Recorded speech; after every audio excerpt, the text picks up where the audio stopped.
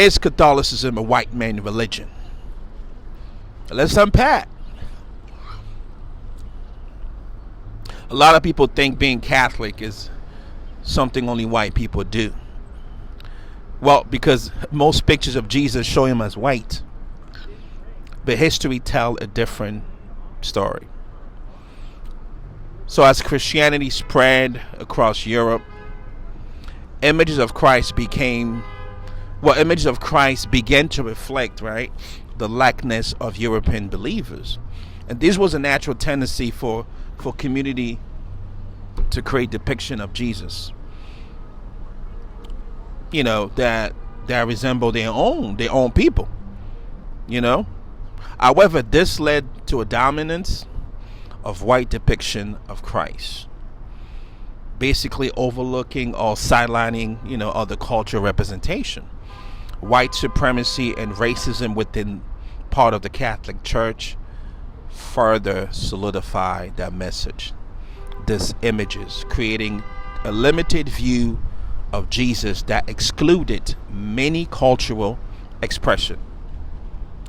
Yet the historical truth of Christianity tell a different, much broader story. Long before European influence, black people were already experiencing Jesus. I think that's the question, right? Or the statement. The first evidence of Christian presence in Africa date back, to the flight of the Holy Family, where they sought refuge, from persecution, right? Joseph, Mary, and the baby. This established an early connection between Africa and Christianity. So a bond that will continue to grow. Egypt, of course, is one of the key center of early Christian teaching, produce a lot of flourishing, basic Christian communities, right? And we know, if you're looking at the Bible in terms of key biblical figure that can make the point that there was a black presence there. Moses, he was educated as a black prince, right? In Pharaoh court, and the Queen of Ethiopia visited King Solomon. These are important connections, man, between Africa and early biblical narrative.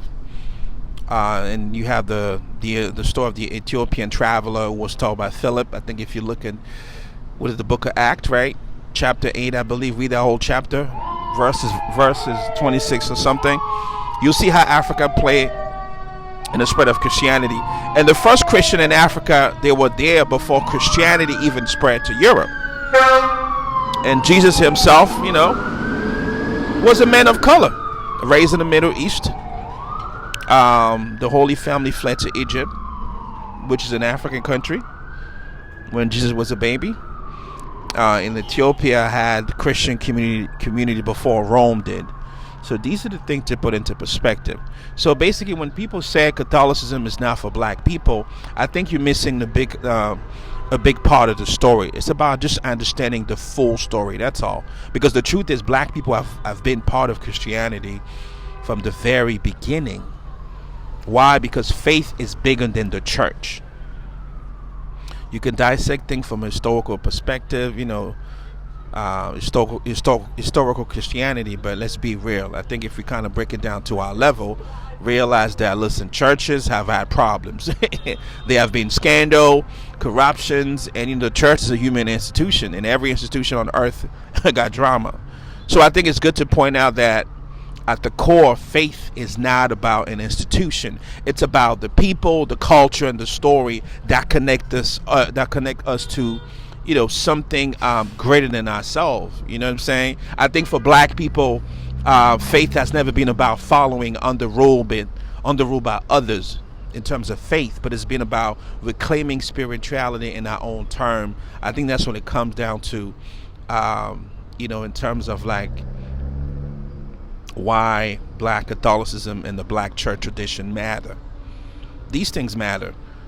The history of black Catholics been celebrated in the U.S. since the 70s, and they show that you can honor your history while shaping your own path. You don't have to see faith as something forced on you. Instead, you can see it as something that that was always yours based on history, something that your ancestors shaped, protected, and passed it down. So the call to action is simple: reclaim faith in your own way. And the question becomes, what does faith mean to you? And whether you believe in God, in music, or just in the power of community, there is something to take from this story. You gotta understand the full story and then continue to shape your own person's opinion. And the voices of the past are still here, man. Their songs and the struggle and the victory are in the music we listen to every day, the culture we celebrate, the ways we support each other. Is a critical reflection to think about.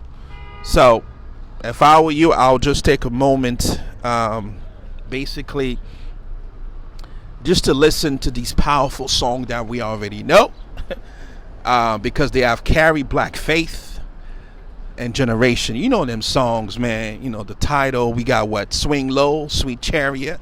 I don't know how to sing, but you can look it up. That was a song about freedom, both spiritual and physical. Wade in the water, wade in the water. A coded message for escaping slavery, rooted in biblical imagery, right? Nobody knows the trouble I've seen.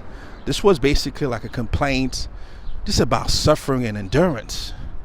So whether another song where were you there when they crucified my Lord? That's a deep moving reflection on pain and faith.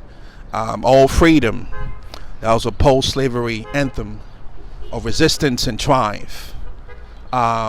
This Little Light of Mine, a joyful declaration of self-worth, man. Down by the Riverside, a song about laying down, your burden and choosing peace. Of course, amen. Amen. You already know. Amen. Oh, we shall overcome. We shall overcome. Civil right as anthem, rooted in gospel tradition. So we cannot act like we don't have any tradition, any history, right? And the list continues and continues. And if you listen to them, you think about them and ask yourself, what do they mean to you? Because faith is not about rules. It's about history, culture, finding strength in something bigger than yourself. So no matter where you stand, your story is still being written, just like the songs of Congo Square. So how will you reclaim your faith on your own term? It is the question for you to ponder. Peace of Christ.